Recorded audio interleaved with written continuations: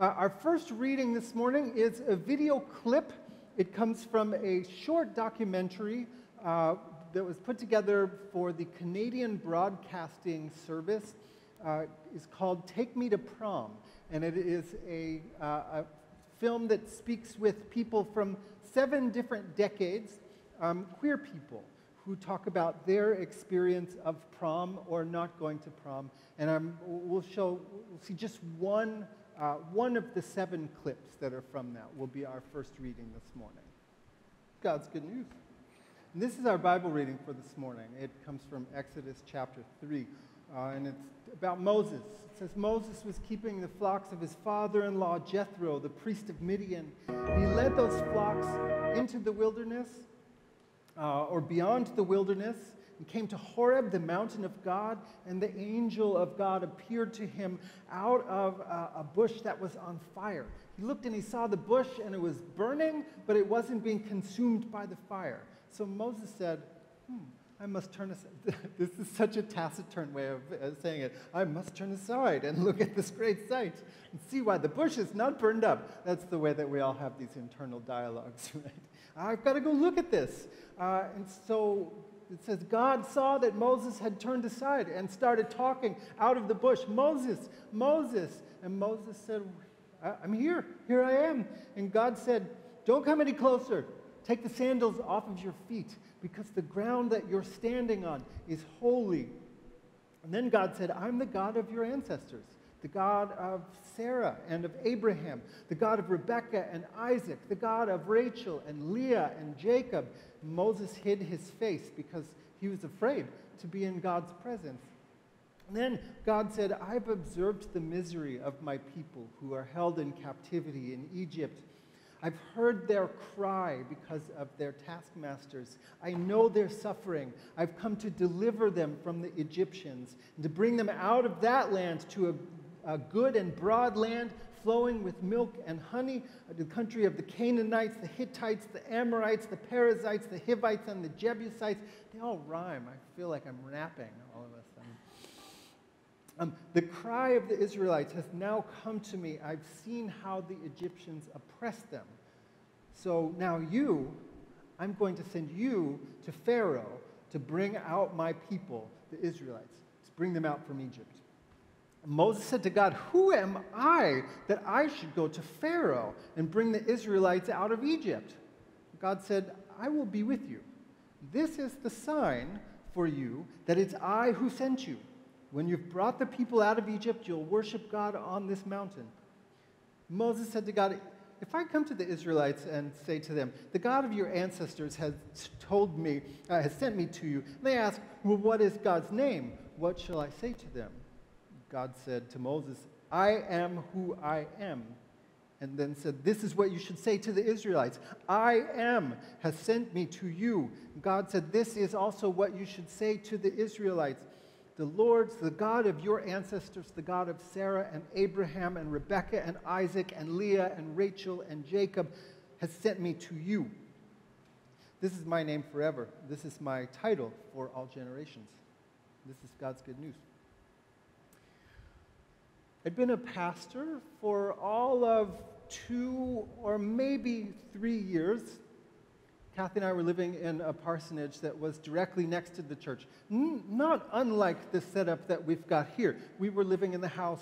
If I wanted to get to church, I could sneak out the back door of the house, walk across the driveway, and go into the back door of the church, which is what I did one evening when I had a meeting scheduled that I think I forgot to remind anyone about. So I was there in the church, and nobody else was there with me. So I went and I just sat in my office for a little while in case anyone decided to show up. I don't know why I answered the phone when it rang. We had an answering machine. Do you remember those answering machines? I could have usually I would have let the answering machine handle whoever was calling the church at 7 o'clock in the evening. But for some reason, I picked it up. There was a kid on the other end, a 7th or 8th or 9th grader, I'm not sure, I don't remember, but he said that he needed to talk to someone, and could he talk with me about something really personal? I was a little bit wary, to tell the truth. We'd been prank called before. Kids from the neighborhood called and left obnoxious things on the answering machine. I wasn't positive that the kid was on the up and up when he started talking. He might have been surprised to actually find someone answer the phone. I don't know. I did my best to hide my misgivings because I always want to give the benefit of the doubt. He started to tell me about changes that he was experiencing in his body and the nightmare of being an adolescent boy in the locker room after gym class, having physical reactions that he didn't understand and he couldn't control in the presence of other people. He said that he lived with his aunt and he didn't know a man that he could talk to about, but he didn't feel like he could talk with his aunt about it.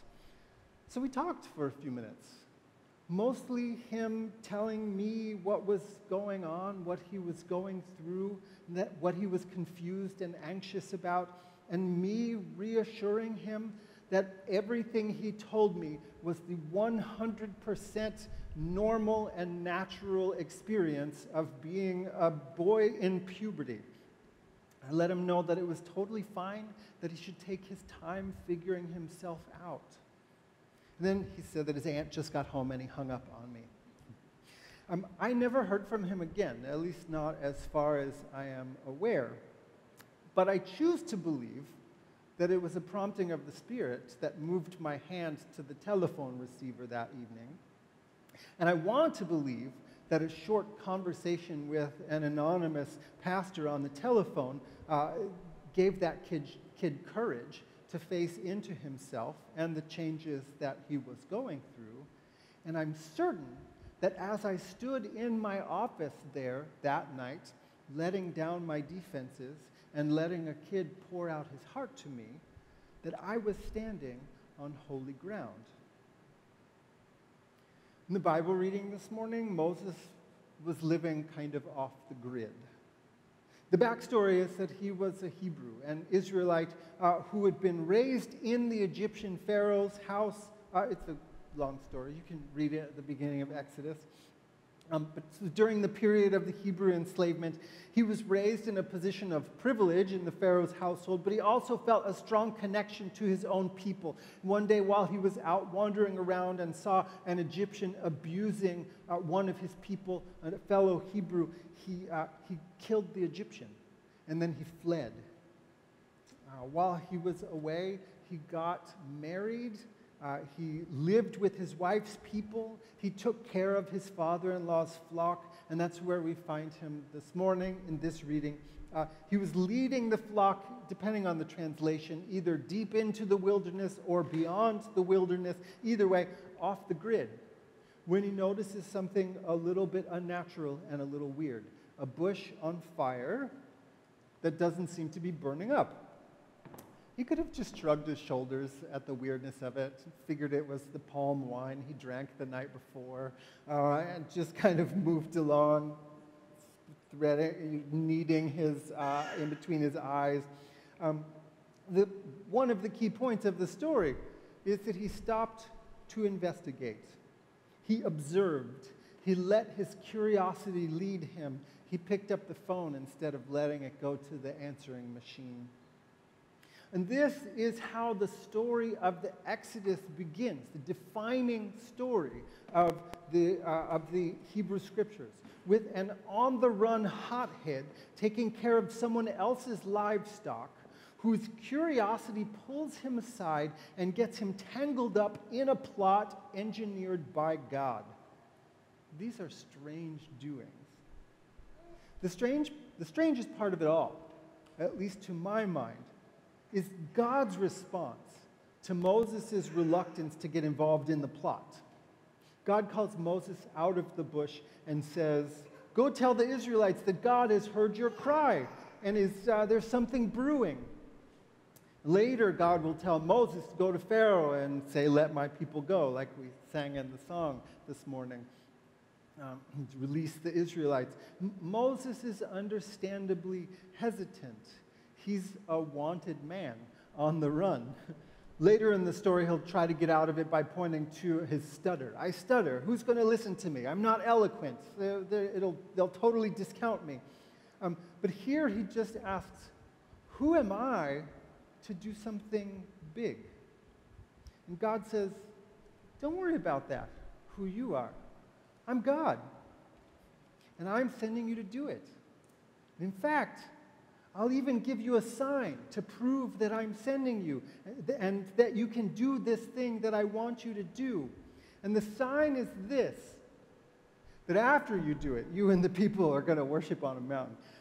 And Moses said, this part isn't in the story, but it's not hard to imagine. Moses said, let me get this straight. You show up here in the middle of nowhere, talking out of a bush on fire, telling me to do something that I'm pretty sure is impossible for me to do and is not going to go well for me. And the sign that you're giving me, the thing that is supposed to comfort me ahead of time and convince me before I do it that it's going to work, that sign, that reassurance, that notary public's seal on the promissory note is that everything will be chill after I do it? And God said, can I interest you in Bitcoin? Maybe not. But let's imagine, let's notice for a moment that in this story, God asked Moses to do something really difficult, to go to an enslaver and proclaim God's love for the enslaved and demand their freedom. You can hear Pharaoh, right? But what about the economy? But I'm a job creator. You can't do this to me. Not to mention that he's the commander of the military. So yeah, God gives Moses a vision, a command, an impossible task, something audacious to do. And God says, here's the proof that you can do it. You're going to do it. Do you feel confident? I don't think that I would. God has some chutzpah, is what I think the story is telling us. Here is the command, break a cycle of oppression. And here's the sign that you'll be able to do it. You're just going to do it. What sideways hope might God be dropping into our worlds today, into impossible situations?